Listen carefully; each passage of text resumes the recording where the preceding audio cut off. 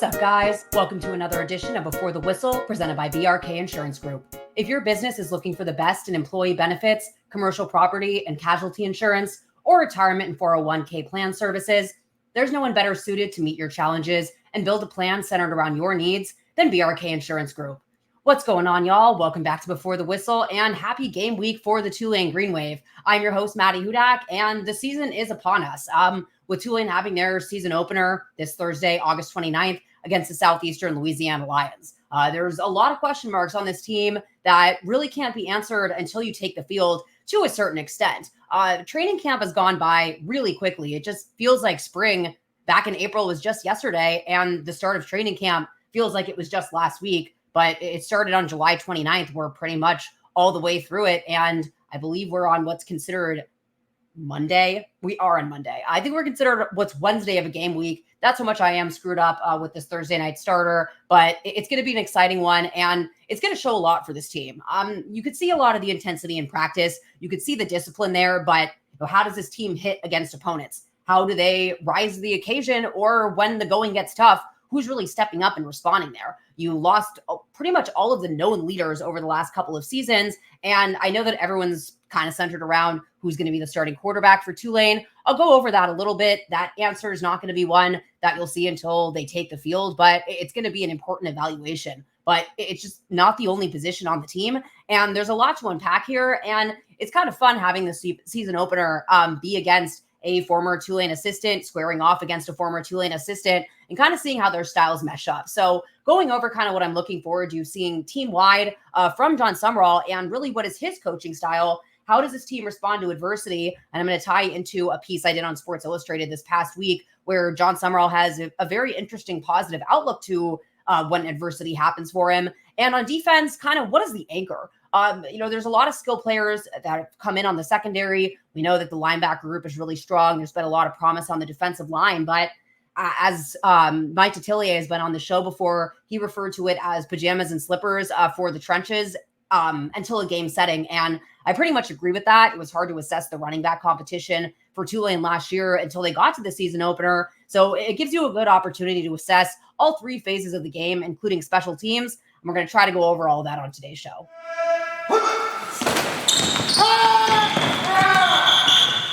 Now, I know a lot of people are kind of looking ahead on Tulane's schedule, having those Kansas State and Oklahoma matchups being very exciting ones for the Green Wave, and those coming up in the coming weeks after their season opener against the Southeastern Louisiana Lions. But I don't really want to discount this team in this season opener. Without having a preseason in college, it is really hard to just tell a lot about teams. And I think kind of no matter who your opening opponent is, there are just some question marks that you can't answer unless you're actually on the field. As I alluded to in the intro, we were trying to really cover the running back competition last year. You didn't really talk about Mekhi Hughes at all in training camp because there's really only so much that you can see. That being said, going on a second year, knowing what you have in Mekhi Hughes, being a proven player on the field, you can see that he's gotten faster this year. You can kind of assess prior training camp to this year because you've seen what he can do on the field. Same with Arnold Duda Barnes, who was really exciting to watch last year, and he showed a lot of flash in game settings. And that's something I'm kind of looking forward to seeing in the season opener is who kind of fills out that room. The trenches are one for me that it's just really impossible to tell.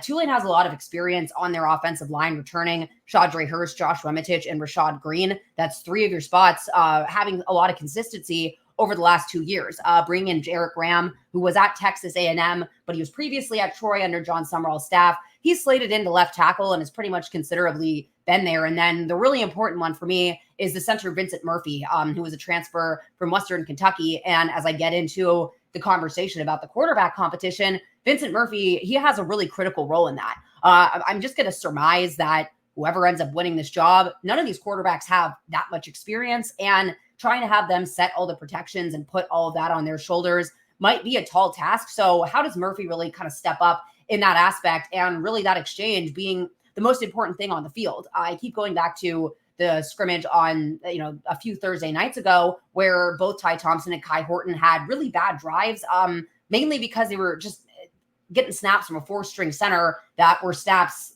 like you would expect from a four-string center, often kind of going on over their head in the ground. And it's just having that anxiety might not be the correct term, but just thinking about these guys trying to win the job and trying to make sure that the ball is snapped properly, that really has a lot to do with, I think, these guys' preparedness under center. So that's going to really be the most important first stop of defense. And yes, they're playing an FCS program, but I don't want to discount that, especially when you consider all of the pieces that Tulane's brought in that are looking to start from FCS programs. Both of their cornerbacks, Micah Robinson from Furman, Jonathan Edwards from Indiana State, both of them are graduate transfers from FCS programs. Sam Howard, who is presumably going to be starting at linebacker opposite Tyler Grubbs in their 2 linebacker sets. He's from Austin Peay, which is another FCS program. Terrell Allen, who is kind of fighting for a starting spot on that bandit role on the pass rush, also from an FCS program. So if you have that many key players, especially on defense, coming in from those types of programs, then to kind of sniff at that level of competition would be a bad idea, especially just because there's a lot of unknown here with the Green Wave. And yes, as everyone's kind of wondering, that all goes back a lot to who's going to be under center for the Green Wave.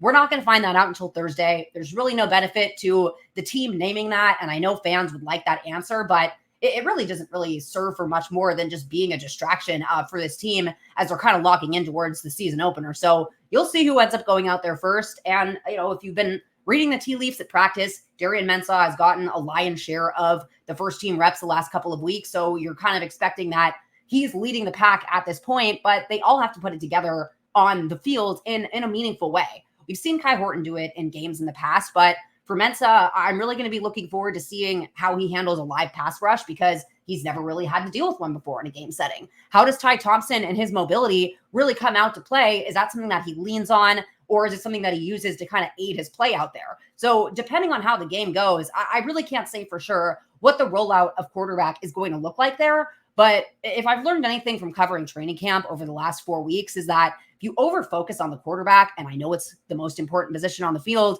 but it really kind of does a disservice to how much everyone's really been working for this. And there's just only so many things that, as I said, you could answer in a game or in a practice setting. Some guys are just gamers.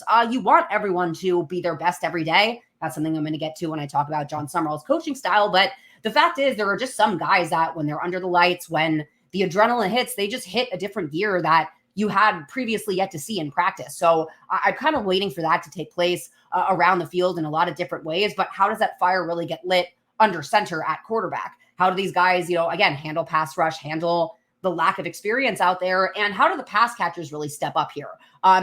What I learned covering quarterback competitions now, one in the NFL with the Saints and then this latest one with Tulane, is that the quarterback, it's only so much up to them. As I said before, you have to get the center exchange down pat. Then, what's kind of going on from your pass catchers? If they're dropping a bunch of balls and that hurts a quarterback's confidence, it kills a drive, it makes it very difficult to evaluate that quarterback if none of them are separating from their routes. And so the quarterback's running for their life back there, trying to keep a play alive, or, perhaps rushing and getting themselves a little more beat up than you may like. Well, then, that's kind of on that position group just as much. And I'm not a quarterback guru, so I can't always necessarily tell exactly at that moment who screwed up and who didn't. But, if something hits you in the hands and you drop it, that's really tough. And as much as I say not to discount this FCS program, with all the talent Tulane's brought in from the transfer portal, this should be a winnable matchup for them. And so the worst thing that you'd want to see is guys being asleep at the wheel. But I don't think that's the case. There is a little bit of a chip on their shoulder identity going on at Tulane. And it's weird because they're winners. They brought a coach in who's a winner. They've won 23 games over the last 2 seasons. They've hosted back-to-back championship games for the first time ever in program history. John Sumrall comes over with 23 wins in 2 seasons under his belt. And I think quarterback and just all the turnover is kind of making it hard for people to tell what this Tulane team is really made of. And it is a good question, I think, to an extent. But I think it's kind of operated in a good way for Tulane because the pressure has been a little bit off. But I think these guys are really looking forward to showing how good this team is. Again, there's just so much talent across the board, and it's really just been focused and intense these last couple of weeks of practice. These guys are really locked in. The guys that returned, they're kind of looking to show that last era meant something as much as this current era does, and really showing kind of, how Tulane's house was built in that way and how they were able to attract the transfer portal guys that they were able to bring in, the signees that they were able to bring in, and then how those guys get to really enjoy Yulman Stadium for the first time in full swing. And I think we'll be aided by, it might be raining, but It was raining for the championship game last year. It's New Orleans. We kind of just have to deal with it, but you won't have to deal with the heat that they've had to deal with every single day of training camp. So you're going to have to see a lot of things come together in that setting. And I keep dancing around the quarterback role, but it's true in that if you go to practice, you can majorly see that there is kind of a guy leading the race in Darian Mensah, but you have to play a game and see how these guys fare against a defense that is different. It's not one that they were used to playing against. And like I said, a live pass rush, if I'm an opposing team and there's guys out there with inexperience at quarterback, I'm rushing the passer and blitzing them fairly often. Because when you look back at Tulane playing UTSA last year, I continue to say it was just amazing how they made Frank Harris look like a pedestrian out there who, had years of starting experience. And that went to go show you what some sacks off the bat can really do. So back to the offensive line being really important and keeping the quarterbacks upright and keeping them confident in that way, because you don't want them to start seeing ghosts if the line's kind of breaking down. But I don't expect that to be the case. I do expect them to run the ball relatively often, because as much as people want answers at quarterback, I kind of disclaimed this as I was covering training camp itself. You can't host a quarterback competition at the expense of developing the rest of your team and an actual offense. Yes, quarterback's important, but run games are just as, if not more critical, in the way that you have to be able to set up the run in order to have a passing game. And Tulane has really been lucky in the run game that they've had the last couple of years. And I expect that to continue under this current team. And, you might want to see each quarterback throw 40 passes, but it's not really a winning formula. And it doesn't really help you set up your offense, because they have to start kind of getting into full strength mode. As much as you don't want to look forward to those matchups against Oklahoma and Kansas State, you can't exactly be doing something in this first game that isn't going to look anything like you'll be putting out there on the field.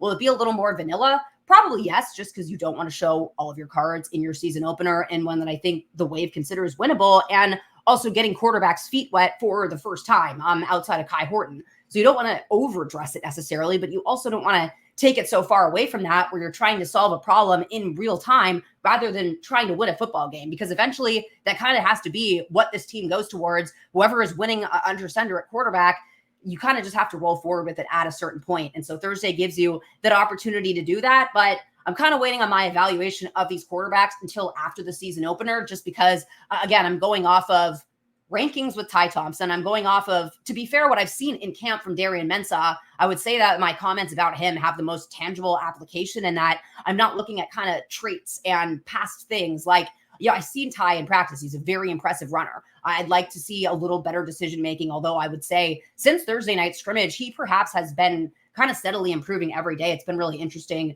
to kind of watch these guys genuinely compete against one another. But he was hurt in April, not hurt, but he got an off-season procedure on his foot that kind of made it difficult to evaluate him in full. And so I'm going off a very limited sample size with him. The only one that I've actually seen play a football game is Kai Horton, and I know what he can do, and I can see how different that really looks like in practice. So the post-game analysis of this game is going to be an interesting one. Just, again, for seeing for the first time who leads this offense, who really takes command out there, be it a quarterback, be it a wide receiver like Dante Fleming, who has been just the MVP of camp. Maybe it's a running back behind Mekhi Hughes who steps up. There's just a lot to unpack on this team. And I think over-focusing on one role kind of does a disservice to the way that a lot of these position groups have really shored out through fall camp.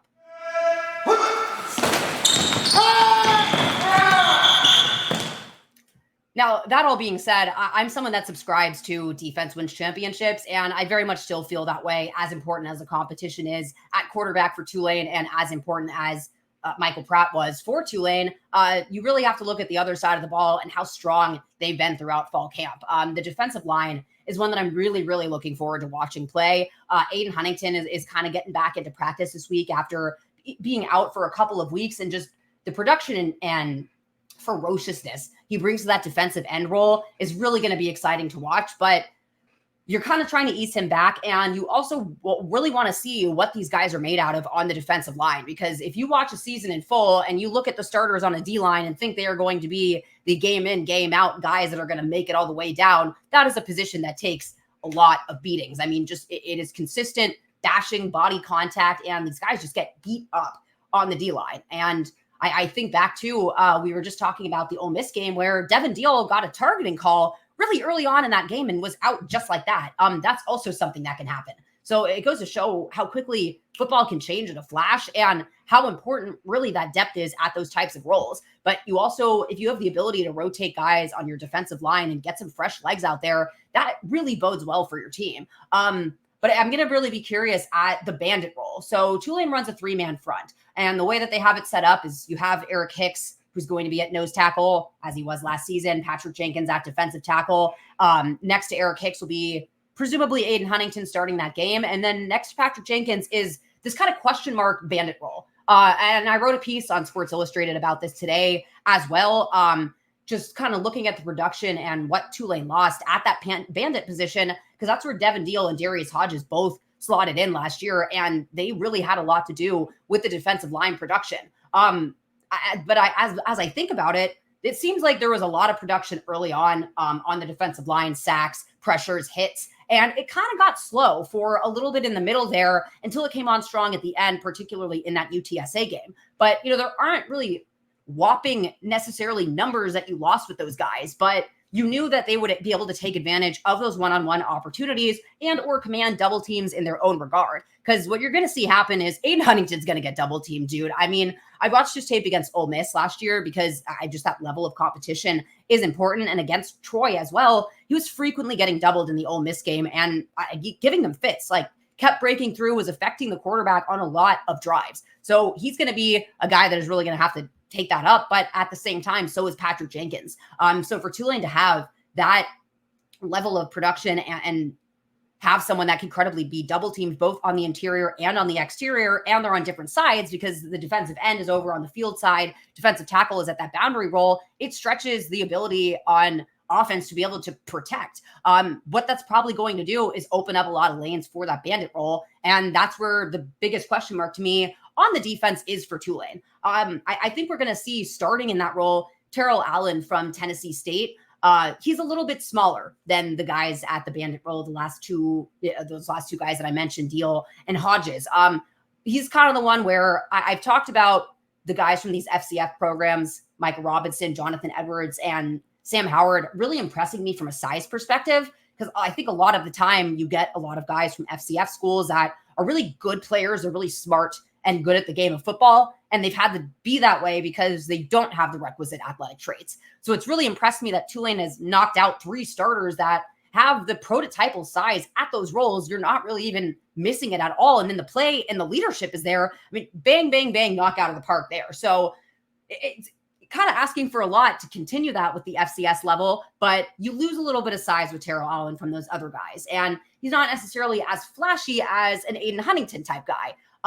That being said, I did actually watch some of his tape, and it struck me that it's very hard to evaluate defensive line play at the FCS level just because sometimes things break down. I don't really know what the assignments were, but it kind of seemed like he was often on an island kind of doing it for himself. And so able to be on a pass rush team like Tulane, have Aiden Huntington, Patrick Jenkins, and Eric Hicks on that line, I'm going to be curious to kind of see what that makes out of that role. As I said before, the pajamas and slippers thing with the running back competition, you literally can't rush the passer in a practice setting. You're not allowed to hit the quarterback. And that's as important as anything else, seeing if a guy can close that distance when the quarterback makes a move. Is he able to kind of reach out, grab at him, and bring him down credibly with the tackle, force a fumble in doing so. I'm going to be really looking forward to that on the defense as well, because that's something that stuck out to me last season was the insane amount of forced fumbles. It felt like Tulane was tackling to cause turnovers, but they weren't giving up their technique as kind of the result of that. So I'm going to be looking forward to seeing how that really takes place on the field. And there were some games where you just kind of felt the defensive line click and get that hunger in them. And I think once that kind of crazy side of you turns on, it's really hard to turn off. And I think you really have to get into a game in order to see that take place. Behind Terrell Allen is Matthew Fobbs White, followed by Michael Lunds. Fobbs White, I'm really looking forward to seeing what he does in a game setting because, again, he's probably less consistent. Terrell Allen gives you consistency, but probably less flash. Fobbs White has shown flash more so on days, but back in spring camp, I really wasn't thinking that much of him. And when they were kind of talking about needing an edge rusher, it was kind of hard to tell where that really was. And they brought in Aiden Huntington. He's really done a lot there, but that bandit role is just a little bit unproven. But he did get some time in the Military Bowl, and he's scrappy, he's fast, and he has really good closing speed.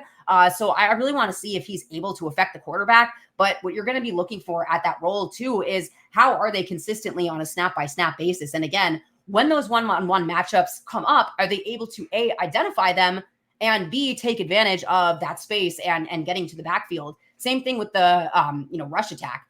Tulane's been very adept at stopping the run the last couple of seasons. It's how they've shut down premier running backs on multiple programs last year. And that'll be as important to watch because I think there's kind of a quarterback competition going on at Southeastern Louisiana as well. They have both Eli Sawyer and transfer Tanner Murray listed as QB1 for this game. And they also have an Alabama State transfer that's listed third. So it's very probably hard to game plan for this game on both sides of the ball. And so accordingly, I think both teams are going to perhaps lean on their run game and be prepared to defend against that. And at that linebacker role, that's what I'm really excited to watch.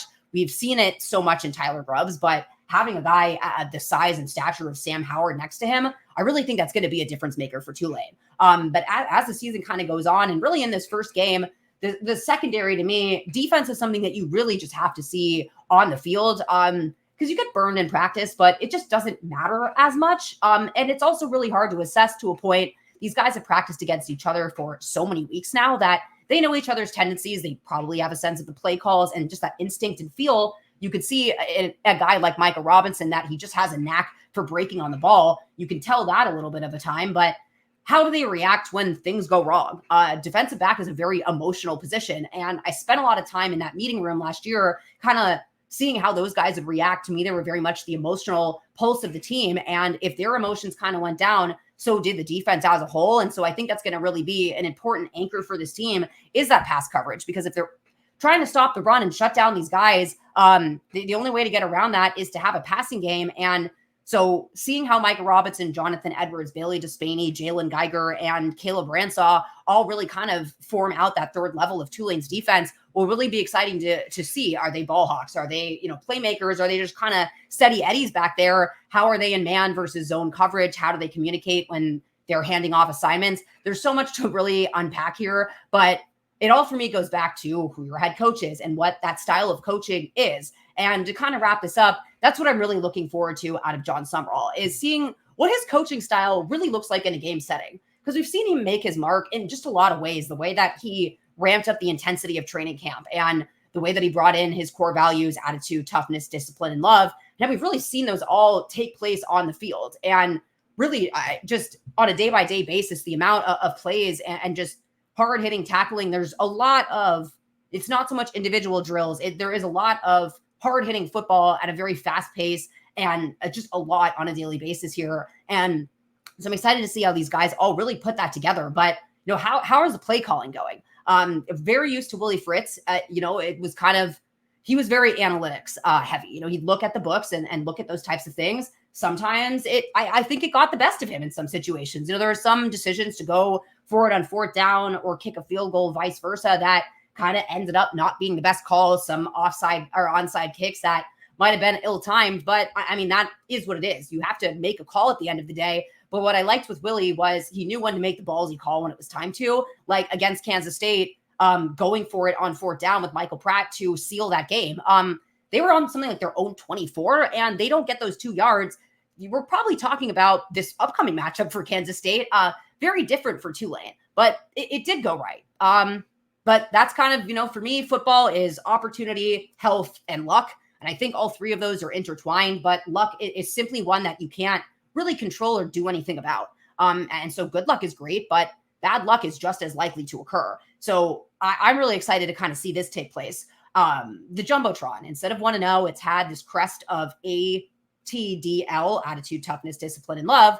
And then it's just had the words good and best displayed on this kind of rotating basis. And I kept staring at it throughout camp. I thought maybe one day it would click, and then just kind of eventually asked John Sumrall this last weekend, what are good and best stand for?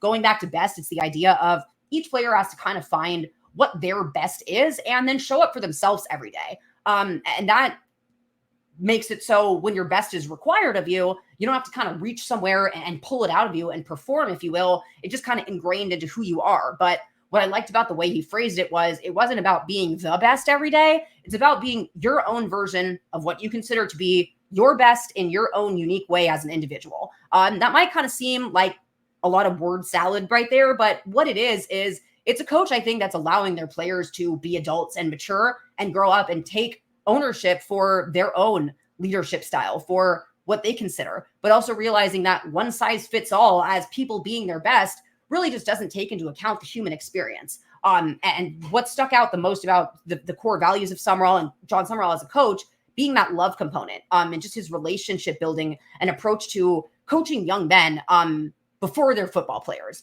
So that's really what best is. Good is the intriguing one to me. That's what his response is to adversity. And it comes from a Navy SEAL, Jocko Willink, who has a podcast. And I wrote a piece again about this on Sports Illustrated. And we'll be really looking forward to seeing this in the season opener and probably breaking it down on air as well. Seeing how this team responds to adversity, because John Sumrall and Jocko's response is good. The idea being, when things go wrong, there is opportunity there to get better. If you didn't get a promotion, now you have an opportunity to get better at your skill set, make your resume better, to apply for the next job.